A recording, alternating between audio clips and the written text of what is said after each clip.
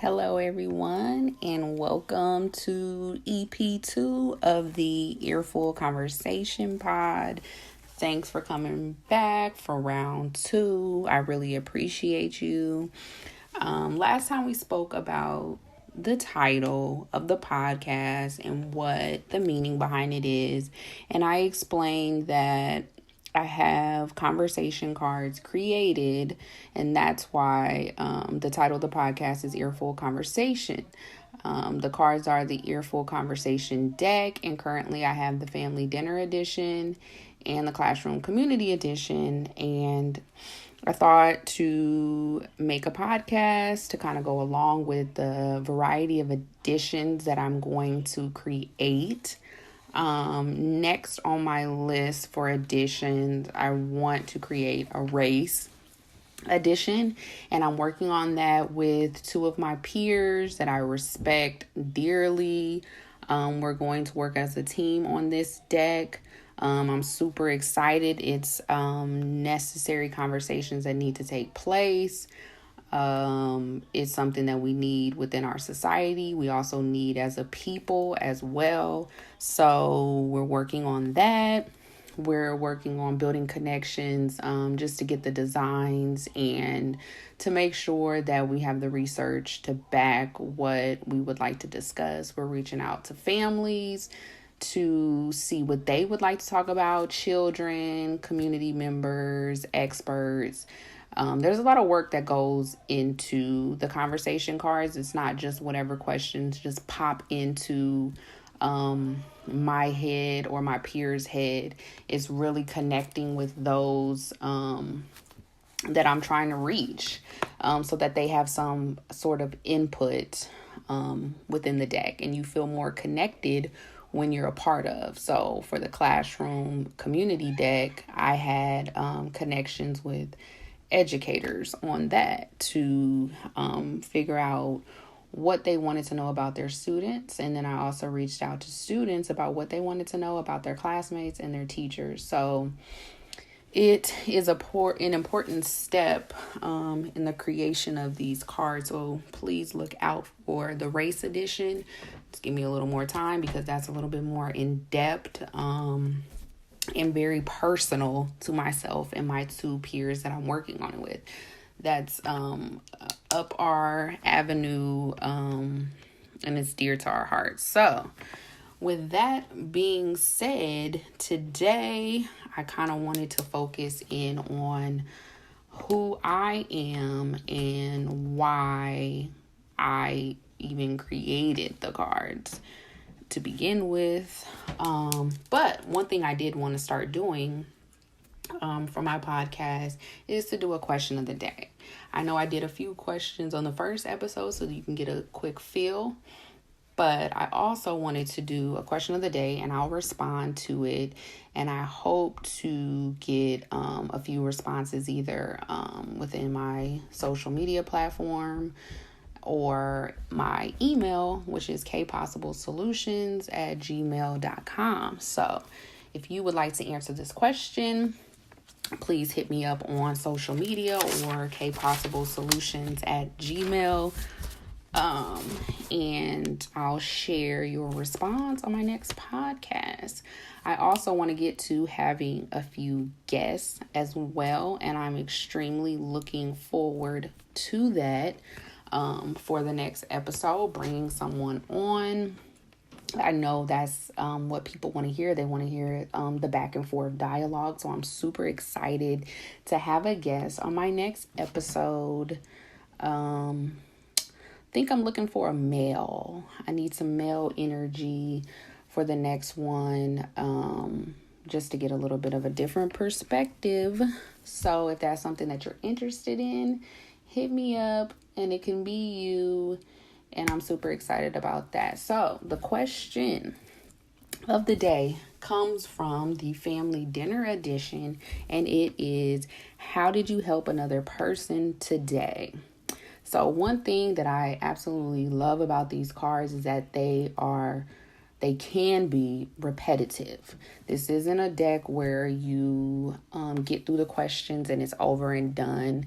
And it's set answers. This is an answer that will change. How did you help another person today?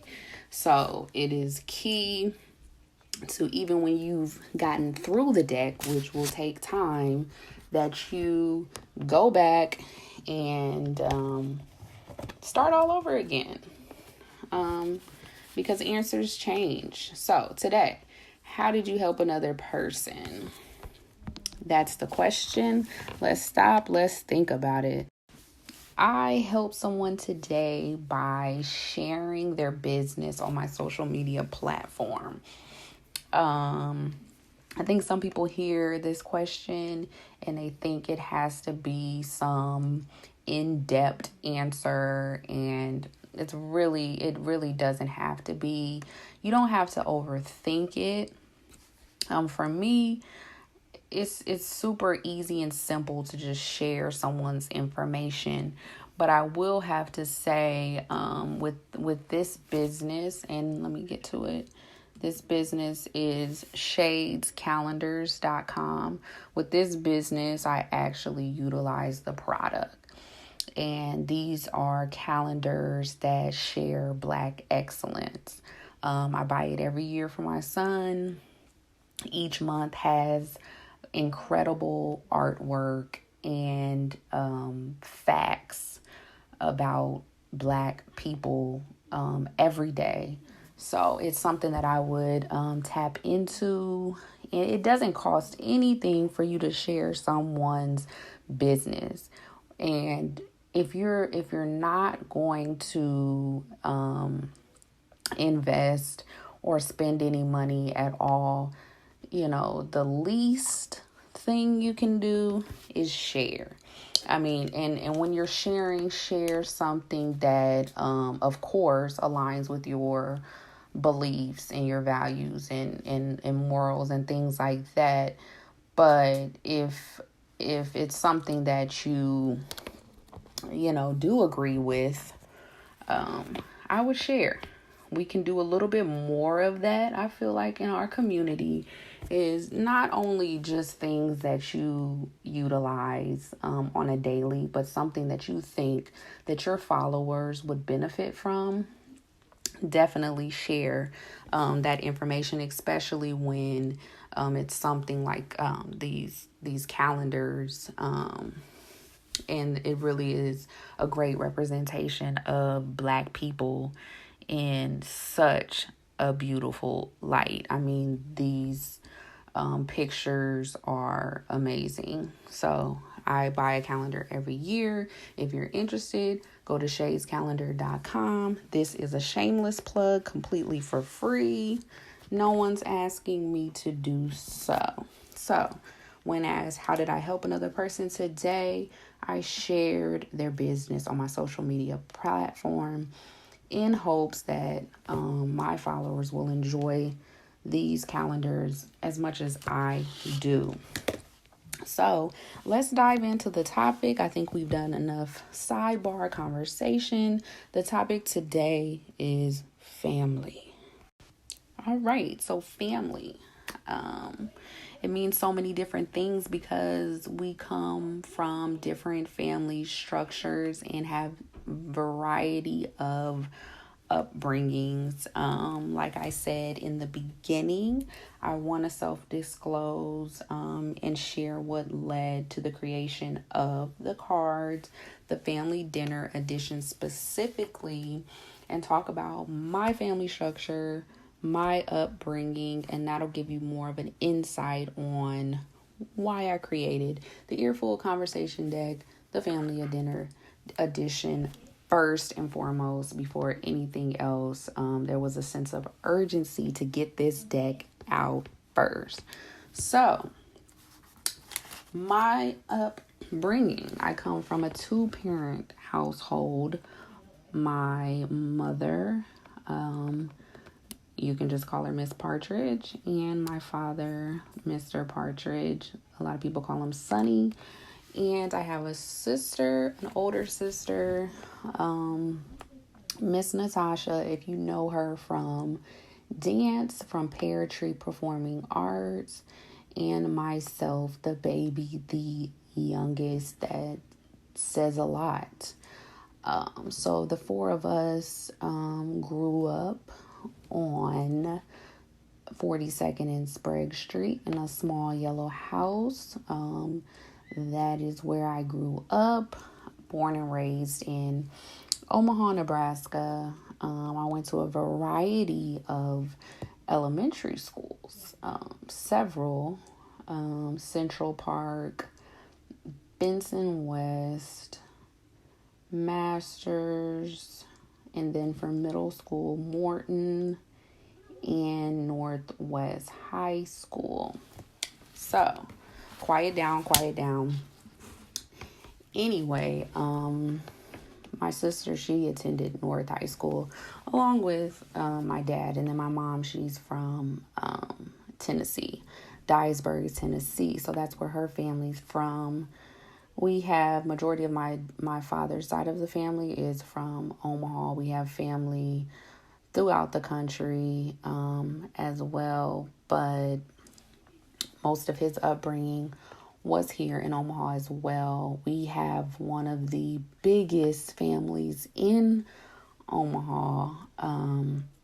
Always finding people that I'm related to. It's a huge family. But anyway, to get back into the family structure within the home, we are extremely close as a family of just an immediate family. We are extremely close.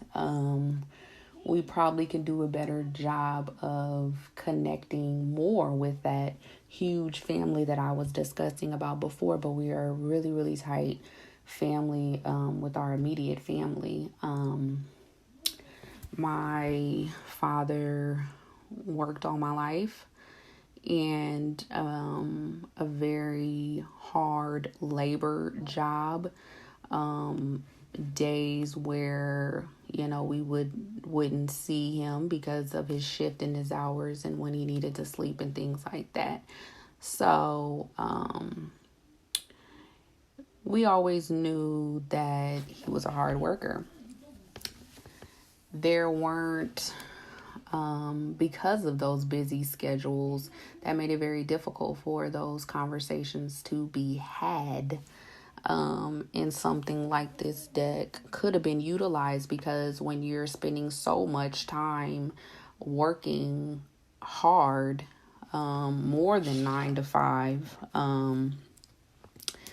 you find it difficult to have the capacity to really dive in, and it may slip your mind, or you're having so many things on your mind, stressing about bills and other things that you believe from our perspective will come first. And there's nothing wrong with, depending on your upbringing, what you believe comes first. And that's why it's so important to support with having those conversations and being intentional about those conversations, that you have a tool like this deck that is just laid out.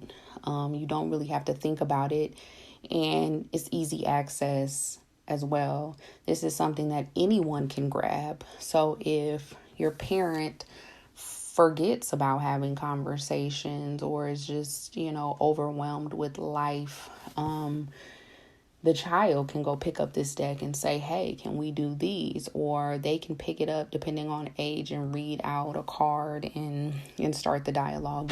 Anyone within the family can grab a card and start the dialogue. So I think that this was something that could have been utilized in my home as well, because of the amount of work that my father had to do in order to take care of his family. And that's the story for a lot of us as well. Also, my mom wasn't a stay-at-home mom. She also had to work. She was... I can remember her being a nurse aide within my school building, so I would go to school with her. And So we had a relationship where we spent a little bit more time together, and I seen her in different avenues as well. It's one thing to know that your parents go to work, but when you actually go, when they align and you actually do it together, it's just a different perspective that you have for your parent. So she was around education and a little bit more aware of what I needed, I will say, in an emotional sense. We had that relationship where we would have conversations, whether it be at the school. I remember her having recess duty, because I can't even remember lunch duty, but I do remember her being on the playground with my class and other kids trying to pull from her, as well as me trying to have fit in those conversations in that time to bond as well. So there were conversations while we were at the same place, at the same school. So that was that. But then I would think about like the relationship between my sibling, my sister, were we even having a conversation? So you have to think about the sibling to sibling relationship and how you hear about those stories when children are bullied from their sibling, or they don't communicate, they don't have those conversations with their sibling, and that relationship is awkward, or who facilitates that relationship. So a lot of times it's the kids, whether if they connect or not. Are they both interested in sports? Are they both interested in dance? Are they both interested in whatever? That kind of depends on whether they build a relationship, how close they are in age. And in my situation, we're 6.5 years apart. So there was a moment. There were moments where we got along and we played together and we had a relationship. But once that teenage stage hit, that relationship kind of changed a little bit, because that's the age where your friends take priority over your family, and they have like a lot of influence over you. So that's when I played by myself, or I would just bother her and her friends as like the annoying little sister. So that's just another point, is just the relationships between siblings as well. Another aspect that you can build upon. Parents want their children to all get along, but it's just like a desire. But what are you putting into the relationships between your children? That's something to think about and take note of. And this will build upon that bond. Just like the Classroom Community Edition, this will help with the relationships within your home as well. That leads me to what was pushed in your household. Or do you know what your parents wanted for you? For example, for myself, what I would say for my son, I want him to be a good person, a hard worker, definitely to have thick skin in the society that we live in. And more recently, I've really been pushing for him to be more compassionate and think about how he treats other people, and putting their feelings into perspective, and to have more thought around that. But that's a question for you to just think about. What was pushed in your household? Did it have an impact on who you are today? Some parents push for things that children are not capable of living up to. For example, there's parents that they didn't succeed within their careers or dreams or aspirations and things like that. So then they push that onto their children. You hear a lot about that with sports or beauty pageants and dance and things like that. You hear about parents really pushing their kids in areas that it doesn't always align up, and it does more damage than it does good. But in their mind, they believe that that's their way of showing love sometimes. So think about if conversation was provoked on what do you want for your child, or what are your child's dreams. Those conversations being had, you have a direct answer, and everybody has an understanding of the wants and the needs within your household. So, and also, do you know your parents' story, their backstory, where they came from, their childhood, their parents' way of parenting? That plays a role in the way that they parent as well. If you don't know that, that's something that you definitely will get a better understanding of who they are as well, and it'll put everything into perspective. So with that being said, there's a direct reason why this deck was super important and seen as a need for a lot of families, and it's definitely something that I needed more of as a child. But I know that as I got older and spent more time, my father's schedule opened up a little bit more, so there's some of that stress was lifted off, and more room for conversations and being intentional about it. But just think about a household that's extremely busy, and the cars are just sitting out, and it's just easy access to pick up and just to fulfill that need.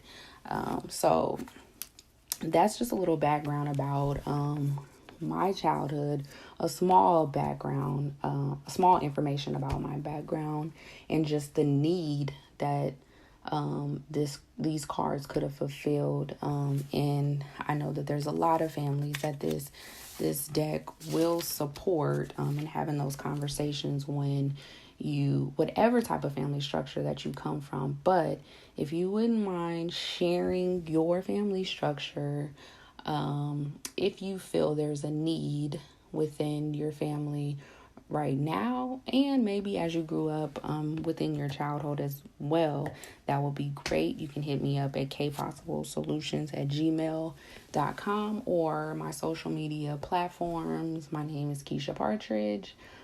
All of that will be in the description, so you can reach out and share. I would love to hear feedback about your family structure.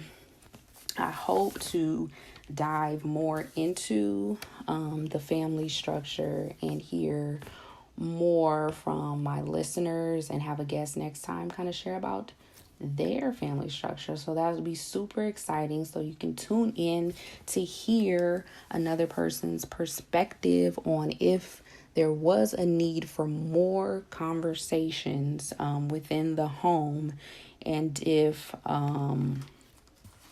how we can better support our community and how we can get this into more families' homes. So I thank you for tuning in to EP2 of Earful Conversation Pod. Thank you. Have a good one.